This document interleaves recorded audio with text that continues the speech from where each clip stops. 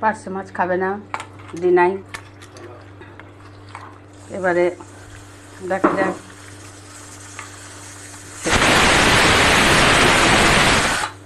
ওর জন্য এখন কলাইয়ের ডাল, আলু সেদ্ধ মানে আলু চোখা, আর ছেলের জন্য মাছ পোস্ত।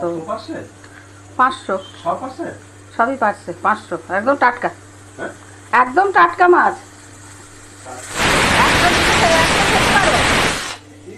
হ্যাঁ হ্যাঁ, একদম টাটকা। হ্যাঁ, মাছটা হালকা করেই রান্না করব। কলাইয়ের ডাল হয়ে গিয়েছে।